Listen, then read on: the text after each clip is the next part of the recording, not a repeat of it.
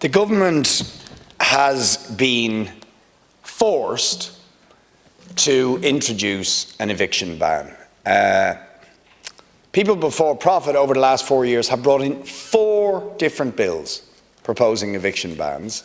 The government have argued against them, dragged their heels, resisted, put up every argument as to why it couldn't happen, why it was problematic constitutionally, but when sufficient pressure comes on, they are forced to introduce it. But as Deputy Murphy said, to do it in the most minimalist fashion possible. Now, one of the groups that are going to suffer as a result of the minimalist approach that you have taken are people who already have received and passed their termination date. Just to give you an example, Paul has given you one, I'll give you another. A couple whose termination date was last Friday week from a home that they and their 2 children have lived in since they were born. Since they were born in the 1950s. The landlord has multiple properties. They're not suffering any financial hardship. One can only speculate as to why they're selling, but I think it's fair to say when you look at the number of landlords that are selling up and evicting people consequently, that it has something to do with the extortionately high level of house prices at the moment. Landlords are cashing in, and they are cashing in precisely on the failure of the government to deal with the housing crisis. Because why do property prices go up? They go up because there's a shortage of housing. The worse the housing crisis gets, the more the property of landlords and large property owners is worth.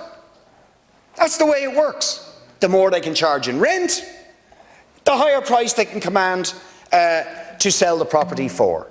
So when they think it's reached the peak, we'll sell, and the human wreckage we leave behind by evicting, in this case, a working family with 2 children. The parents in this family have lived in the house since the 1950s. They don't care. They don't care because they're cashing in, and that's allowed. That's allowed. And I pointed this out last week. I was the first person in the Dáil to point out your eviction ban didn't protect them. Not a word in response to this from the government. Even now, in the Minister's speech, even though it was flagged on several occasions, nothing to explain why that gap has been left. There is simply no justification. And I'll tell you why it's even worse. Because every single local authority housing section that I know of, and certainly on a regular basis in Dublin, all of the local authorities, what will they tell somebody who is facing an eviction and has passed their termination date, given that they have virtually no, if any, emergency accommodation, and they have no social housing to offer most of the people in that situation, and there's virtually no affordable housing? What does the state tell people to do in that situation? It tells them to overhold. It tells them to overhold.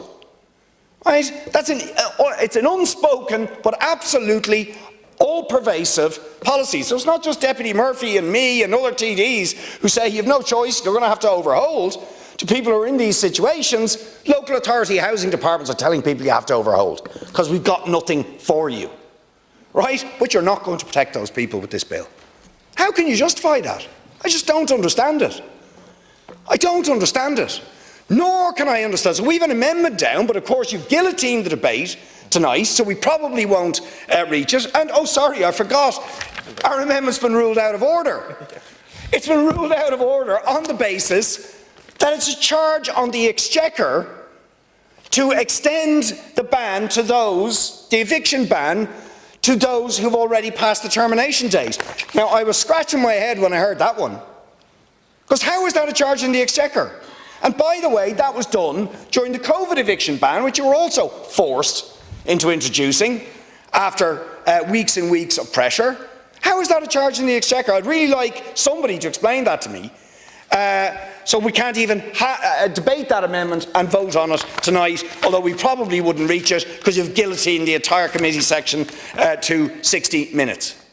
The consequence of that is that families who are terrified, and have nowhere to go, and all of these families are searching daft.ie, searching home.ie, or ringing up the place finders section, who are in an equally despairing and hopeless situation, looking for rental properties. They have nowhere to go. And there's no emergency accommodation available for them. But we're not going to protect them. It's flipping outrageous. And the duration of the ban is also outrageous given the situation. That it's going to end at the end of March. Some of the protections may last until the summer, but then we are going to have thousands of people who are facing eviction again. So it has to be extended, as again we are proposing in an amendment, at least for a year, but frankly it should be extended for the duration of the emergency. The Dáil officially declared a housing emergency in 2018. Again, it was forced to do that because of the Raise the Roof protest. 10,000 people outside on the streets, and a motion that People Before Profit put forward on behalf of the Raise the Roof campaign. And the government conceded, finally, after denying it for about 5 years, that there was a housing emergency. If there's a housing emergency, there is no question we are constitutionally protected in terms of taking emergency measures. And I don't buy for 1 minute the legal arguments that the government used to try and justify not doing that. We've done it before when you said we couldn't. We're doing it again now. There is an emergency declared by this House, and that gives you the legal basis and the constitutional basis on which to protect people from being driven into homelessness. And most particularly and most disgustingly, children. Because every single child that is made homeless is going to be marked for life. Marked for life. I mean, you're lucky in the case of the family I mentioned that they don't want to talk to the media because they're terrified that their children will be humiliated at school. And that's the situation of so many of these families. That's the position you're putting them in. The mental health of children being put on the rack because they're facing the humiliation of being made homeless. So there should be absolute protection against that, and it should last until we provide them with alternative, affordable and secure accommodation. Now, could we do that in the period of the duration of this eviction bill? Well, not on the current policy trajectory of the government, but would it be possible to make a significant impact over the period of this eviction ban bill? It would if the government was willing to do certain things. Number one is actually do something about the vacant and empty property. Right? Seriously do it. I mean, you know, in my area, there is a building, for example, called Kelly's Hotel, which has been empty. It's owned by the council, and it has been empty for about 20 years. I don't know how many times I've brought it up here. I don't know how many times I've brought it up with the council. At one stage, the council wanted to sell it. We kicked up enough of a fuss to stop that.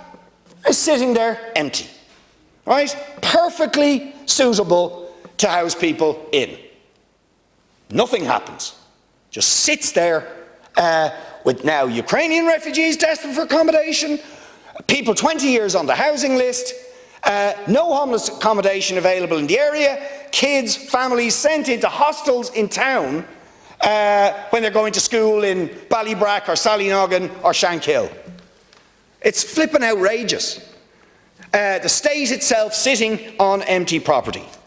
And I'll mention it again, because if you don't do something about Tahaneen House, this is what's going to happen in Tahaneen House, by the way. The same has happened in St. Helens Court. Landlords come along, they try and get around the Tyrrellstown Amendment, but even if the RTB asserts that they can't do it, the tenants themselves are so stressed, they'll start to leave. They'll be forced out because of the pressure and the anxiety and the stress. And that's what that landlord, who incredibly, with a €700,000 a year rent roll, is claiming he has the right to evict people on the grounds of financial hardship. I mean, can you believe it? Can you believe the venality and the greed of a landlord that would do that to people? But some of those people will leave. Then those properties will be vacant. And then they can do exactly what the Vulture Fund, and by the way, an Irish Vulture Fund, just like the landlord of Tiny House is an Irish landlord, evicting people, one of our so-called own, evicting people, and then they can sit, as in the case of St Helens Court, on empty properties for now 3 years. 17 empty properties. And the state allows it to happen. It doesn't take over those properties. Or there's the new developments that are coming on stream, right?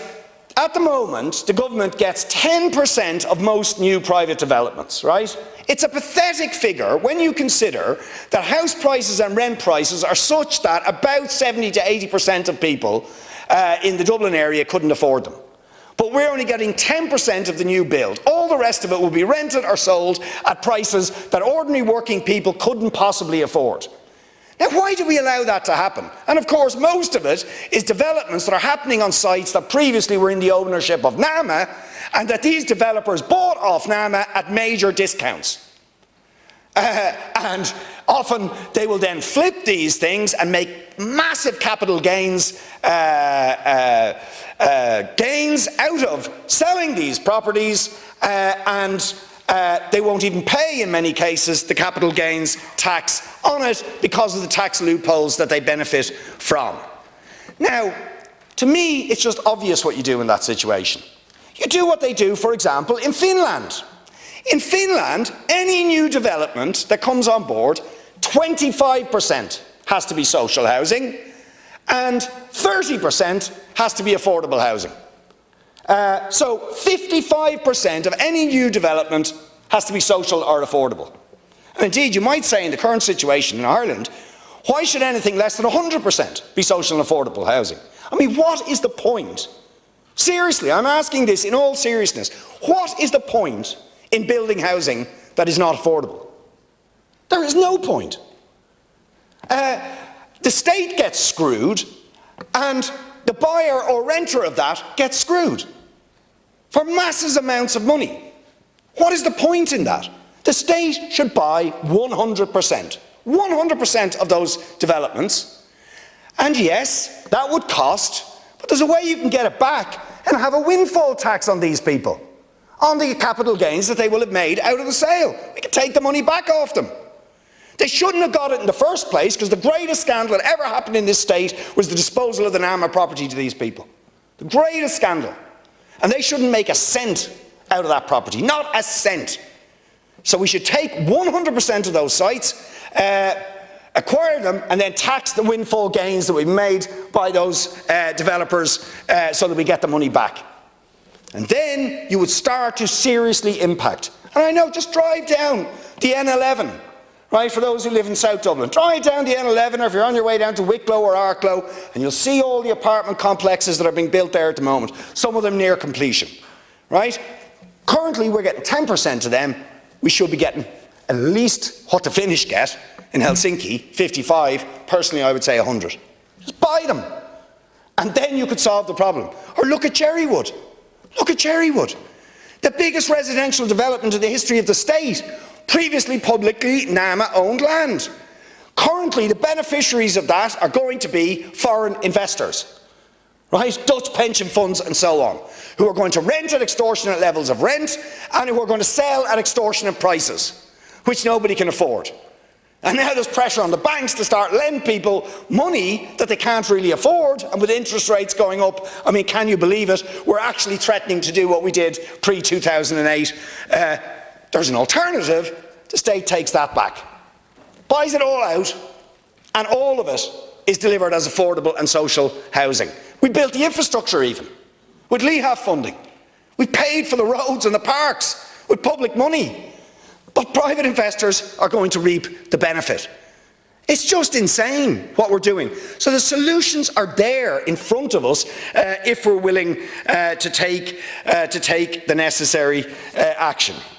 Last point, yet again, the income thresholds, right?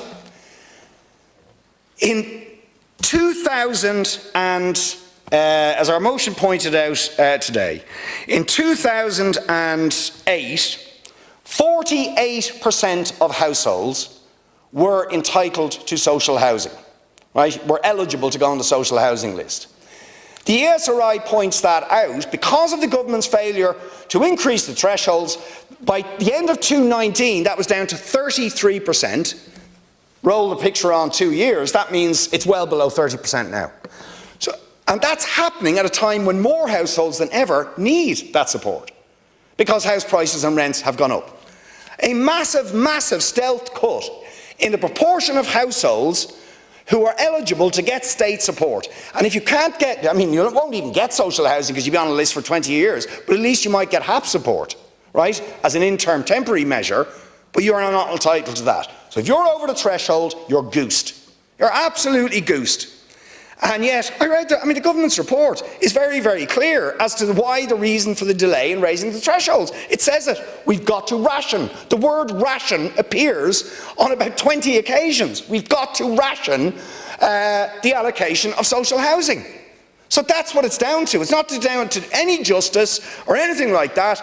At precisely the time when more than ever people need assistance in accessing housing, the proportion of households has been dramatically cut. So please, the reason you don't want to do it is because you don't want to acknowledge the scale of the problem. But you don't solve a problem unless you acknowledge the problem and acknowledge how many people actually need state support through the delivery of social and affordable housing, and at least, as a minimum, the financial assistance to secure housing they can afford. Thank you, Deputy.